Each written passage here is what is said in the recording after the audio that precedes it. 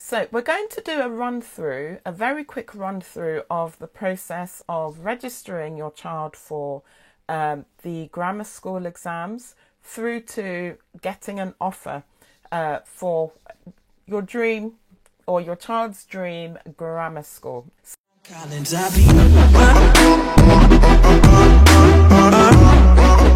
So I have a very detailed video here on the channel, but I'm doing a shortened version, an updated 2024 version, because I still get these questions a lot, either in the comments or on WhatsApp. So let's start from May, June time. Some schools or counties open their registration in April, so you need to double check. But generally it's May and June, and registrations are usually online. There are some schools that still do it paper-based, which I find particularly odd, especially in the age that we're in. But generally you would go to the website for the county, the council, that the school that your child would sit the exam is in. So let's just say that you live in Bromley Borough, for instance, but you would like your child to sit an exam for a Bexley Grammar School. You would go onto the Bexley Council website and you would look for, they call it selection test.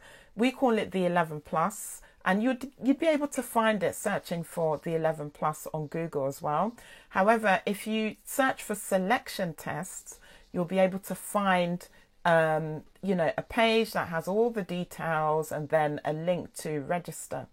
Now, when you register, obviously there'll be some details that you'll be asked of your child and yourself, their name, date of birth, the school they attend, etc. And, it doesn't take too long to fill in this online form. There are some schools and counties that actually want a photograph of your child, and so you need to bear that in mind. So obviously, have a play around on the website before. If you need to take a picture, by all means head to somewhere like Snappy Snaps if you need a physical one. And if not, you could probably download a passport photo app on any smartphone and take one in that way. So once you have done that, at some point before September, you will receive an email and or a letter which basically explains the school that your child needs to go to take their selection test, their 11 plus exam, obviously the time and the date. Now, do not be concerned if somebody has a child in the same year group and you've applied for the selection tests at the same school or county, and they are being asked to attend at a different time or to write their exams at a different school. There are thousands of children taking these exams. They can't all be put into one exam hall because I don't think a school has that capacity. So this is why it's possible that your child might be sitting their exam at 9, but their friend is sitting theirs at 12 or 1 o'clock, and they are sitting at different schools. That would be the only reason why. It's not because your child is being given a better time or the other child is being given a better time, etc. That's really not how this works. It's about fitting every child in. Now, in the email and in the letter, you will be asked to bring, obviously, the letter that shows that your child has been registered, and the schools will tell you what stationery your child can bring, whether it needs to be in a clear pencil case, for instance, or whether they're not allowed to have a pencil case. All those details are important for you to check, so have a look at those and check them. And then once the exam has been sat on this fateful day, you will usually get a response in terms of the results around October time.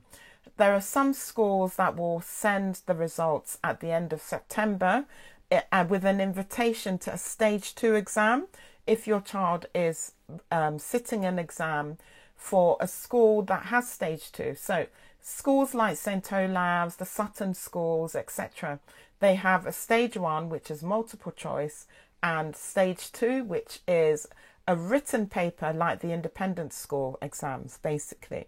So following that, you will get an email and possibly letters as well from your local authority, from your council. So if I go back to the example of you living in the Bromley Borough, for instance, Bromley Council will write to you and say, hello, Mr. or Ms. or whatever your salutation is. We know that your child, Johnny, Sarah, is this particular age group and that they are due to start secondary school soon. And in order to do that, you need to complete the secondary application process, the CAF form. It's online. You need to go to this particular website and put in the schools that you would like your child to be considered for. And so, that's basically where you enter any state schools and any grammar schools. You won't be able to enter any independent schools on the CAF form because they are independent of the state's application process. I have another video about that, which you can watch, about the independent school process. You apply to them directly. So basically, come March, we usually have something called National Offer Day for secondary schools. And all the schools that you've chosen will obviously have been put into a computer program, some sort of weird algorithm. And if your child has been successful in their selection test exam, you would know that in October. So they will tell you in the letter that they have been deemed selective to apply.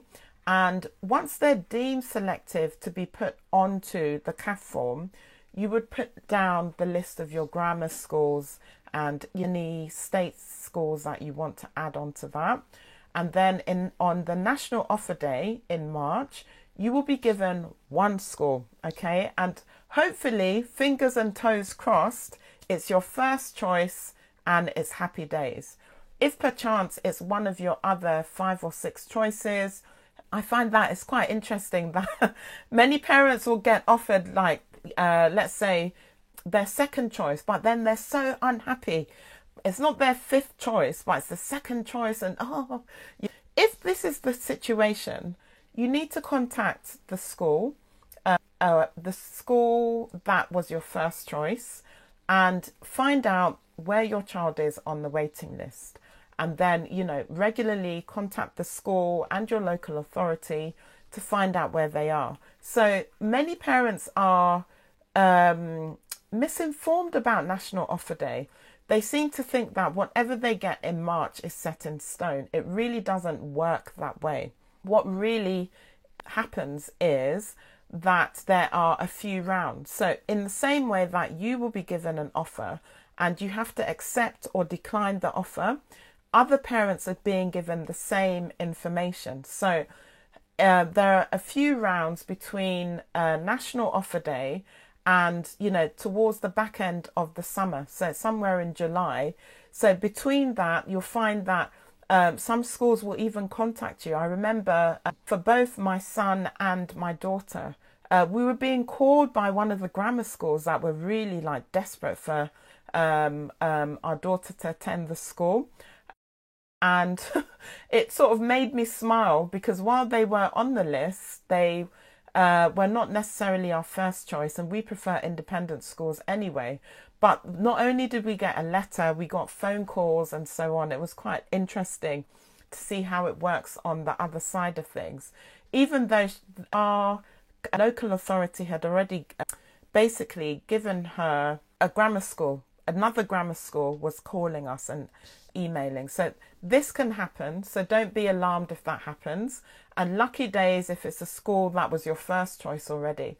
But basically you can speak to the schools. You can also ask the school what the cutoff score was the previous year, just to have an idea about whether your child has a chance. So if your child's score is a number that is close to, above, or somewhere along in their range of scores, then you would have an idea about what the likelihood of them being successful on that waiting list is, so that you can make some preparations. But that's basically how it works. And, you know, it's a very intense time, but just brace yourself, take it step by step. I highly recommend that every parent uses a notebook or a diary for this process, so that you know exactly what to do. Obviously, the secondary application has a deadline, and while, yes, your local authority will be reminding you regularly, we are all responsible for our children. So you need to make sure that you have these dates and you are up to date with what to do. So all the best with that, and wishing you and your child all the best in this process.